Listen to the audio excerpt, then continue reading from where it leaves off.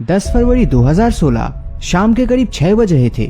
Russian airline के original flight 554 Boeing 777 plane ने Dominican Republic के इंटरनेशनल एयरपोर्ट से मॉस्को के डोमोडेडोवो इंटरनेशनल एयरपोर्ट की ओर उड़ान भरने वाला था। प्लेन सारे सेफ्टी चेक्स पास कर चुका था और ये करीब 12 घंटे की कंटिन्यूअस फ्लाइट होने वाली थी। इस प्लेन में 351 पैसेंजर्स और 20 क्रू मेंबर सवार थे। प्लेन रनवे पर दौड़ा और आसमान में उड़ने लगा। एयर ट्रैफिक कंट्रोल के हिसाब से इसे 31,000 फीट की हाइट पर उड़ना था। अभी कुछ 15 मिनट ही हुए थे कि प्लेन के पायलट और को पायलट ने नोटिस किया कि प्लेन 12,000 फीट के हाइट के ऊपर नहीं जा रहा है। अभी वो प्रॉब्लम्स को समझ ही रहे थे कि सभी ने एक जोरदार आवाज सुनी और प्लेन करीब 1000 फीट नीचे आ गया। प्लेन में बैठे पैसेंजर्स को लगा कि शायद ये कोई रूटीन प्रैक्टिस का हिस्सा है, लेकिन कुछ ही पलों में उन्होंने मेटल्स के स्क्रैच होने की जोरदार आवाज सुनी। प्लेन के लेफ्ट विंग के नीचे लगे इंजन में आग लग चुकी थी और देखते देखते इसका धुआं प्लेन के कैबिन में भर रहा था। पैसेंजर्स को सांस लेने में प्रॉब्लम होने लगी और उन्हें ऐसा लगा मानो ये उनका आखिरी दिन होगा।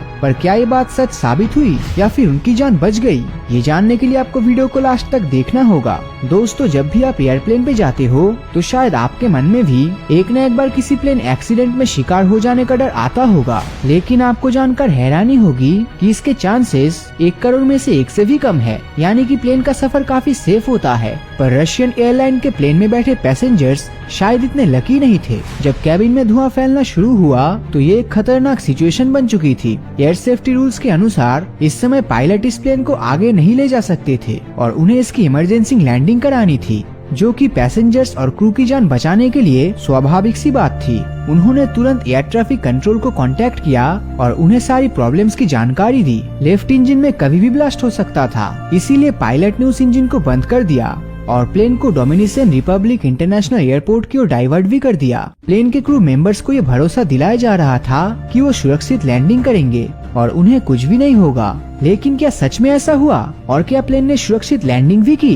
ये जानने से पहले आपको एक बात समझ लेनी चाहिए, और वो ये कि प्लेन को अभी टेक ऑफ किए कुछ 20 मिनट ही हुए थे और इसमें 12 घंटे की फ्लाइट के लिए 80 टन से भी ज्यादा फ्यूल मौजूद था। इतने सारे फ्यूल और एक इंजन के फेल हो जाने के कारण प्लेन का वेट काफी ज्यादा कहा जा सकता था और इस सिचुएशन में प्लेन एयरपोर्ट पर तेजी से नीचे आकर टकरा भी सकता था। चलिए मान लेते हैं कि पायलट्स अपनी स्किल से इस भारी भरकम प्लेन को भी सक्सेसफुली लैंड करा लेते, लेकिन इतनी तेज स्पीड पर इसे रोकने के लिए शायद एयरपोर्ट का रनवे भी कम पड़ सकता था और हाई फ्रिक्शन के कारण प्लेन के टायर्स में आग भी लग सकती थी। एक प्लेन जिसका एक इंजन पहले से ही आग की चपेट में है और जिसमें 80 टन फ्यूल भरा हुआ है, उसमें ये आग कभी भी एक्सप्लोजन कर सकती थी और इसका अंजाम सभी 371 लोगों की मौत से कम कुछ भी नहीं होता।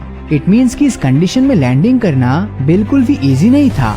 ऐसी सिचुएशन आने पर प्लेन के पायलट्स इमरजेंसी लैंडिंग के पहले फ्यूल डंपिंग की प्रोसेस को करते हैं। इसमें वो एयरपोर्ट के ऊपर आसमान में प्लेन को सर्कुलर मोशन में घुमाते रहते हैं, जिससे कि उसका एक्स्ट्रा फ्यूल बर्न हो जाए और वो सेफ लैंडिंग कर सके। लेकिन यहाँ पर मामला थोड़ा गड़बड़ था। केबिन में धुआं भर चुका था और हर बीतता सेकंड पैसेंजर्स के लिए जिंदगी और मौत के बीच का फर्क बन सकता था। इट मीन्स कि पायलट को किसी भी हालत में जल्दी से जल्दी लैंडिंग करनी थी। प्लेन का एसी और वेंटिलेशन ऑफ कर दिया गया था क्योंकि फिलहाल पूरा प्लेन एक इंजन पर ही टिका हुआ था और एक छोटी सी गलती उसे भी फेल कर सकती थी।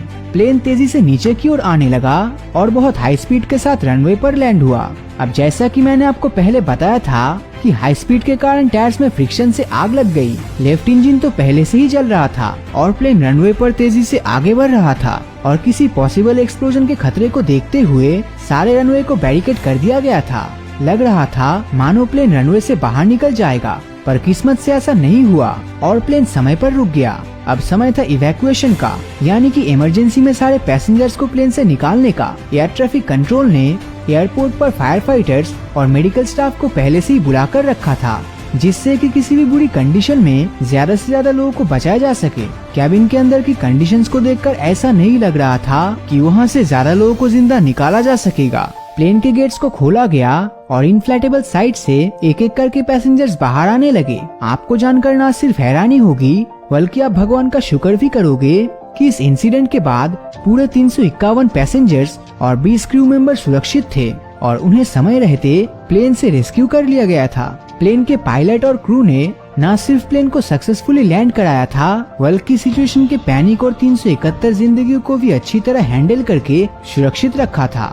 और इसके लिए वो तारीफ तो ऑब्वियसली डिजर्व करते थे। प्लेन के पायलट और को पायलट को रशियन गवर्नमेंट ने मेडल्स के साथ सम्मानित किया और बाकी के क्रू मेंबर्स को भी कई सारे प्राइजेस दिए। 10 फरवरी 2016 का दिन आपके या मेरे लिए शायद एक नॉर्मल सा दिन रहा हो, लेकिन उस प्लेन में बैठे उन पैसेंजर्स और क्रू मेंबर्स के लिए ये दूसरे जन्म की तरह था।